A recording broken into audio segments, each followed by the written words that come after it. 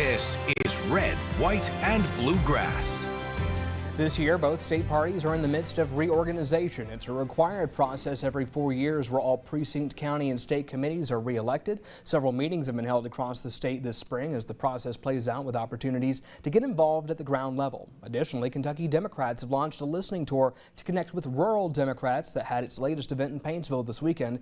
But we wanted to take this opportunity with these guests to peel back the curtain a little bit to talk about a bit of what goes on getting folks involved at the grassroots level. So Blair, I want to start with you here. Your organization particularly deals with up-and-coming women in Democrat politics. So when it comes to, bringing these folks in, actually recruiting them, what are you looking for? Where does that start? Well, it starts with the party and what you're talking about now. We want people to be involved with the Democratic Party on the county level, and then we have different positions that you can be on the state central executive committee. So you talked about a listening tour that they're doing in Paintsville this weekend. We want folks to know it's important that we're listening to everybody across the Commonwealth. It's not just Lexington and Louisville and Central Kentucky, but that Appalachia and these rural voters are heard and that they're part of the process.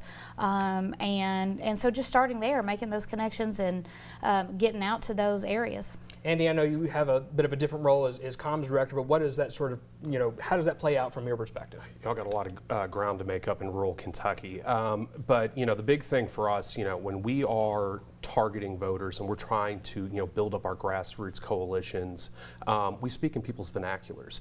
To what, Blair just said, we listen, and we want to speak to, what is important to them. Meet them in their home turf, and then, we look at ways to get them involved, get them excited. What is the targeted, issues and, concerns that really get them, jazzed and excited about the political discourse. Is there any sort of challenge y'all deal with when it comes to bringing in younger faces, a fresh energy to both of your organizations, both parties? I want to give an example. Whenever I was growing up, I remember going to or being invited to a political party meeting, and there was another person about my age, a couple years older, pointing out, we want to bring young people in, but we're holding these meetings at a senior center. What are we doing here to really kind of get people more energized about it? And I know that there's a certain, audience that's probably watching the show right now. It's a very particular demographic of people that can get involved here, but how do you do it? I'll start right here in Fayette County.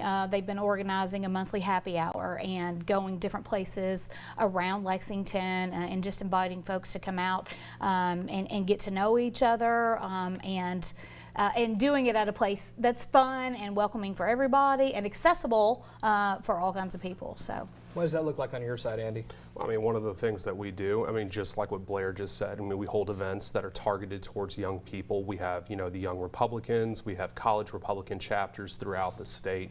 I'm a comms guy, so I look at PR angles. One of the ways that, we engage voters is across social media, Instagram, Facebook, Twitter. It's a multifaceted kind of thing. There's not one single thing that we do that, is the quote-unquote special sauce that has had us, see our large gains over the last 15 years. Is there anything y'all can speak to when it comes to money and fundraising whenever some of these young up-and-comers decide, maybe they want to throw their hat in the ring for one of these races? Because y'all's organizations are also dealing with these folks at the lowest ground level they can. Many of these people, that's their very first race running. What kind of challenges does that present? So we have different organizations. Specifically, we have Kentucky Strong.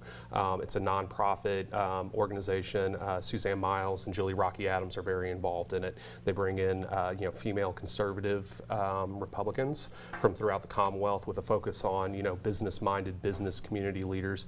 Bring them in, provide free training. How do you fundraise? How do you get a strategy for making those donor calls? How do you door knock? How do you canvass? And then also from the state party level, we bring people in, we help them with data, we help them with strategy, and we also help them with messaging. All right, thank you guys both for your insight. We'll be right back.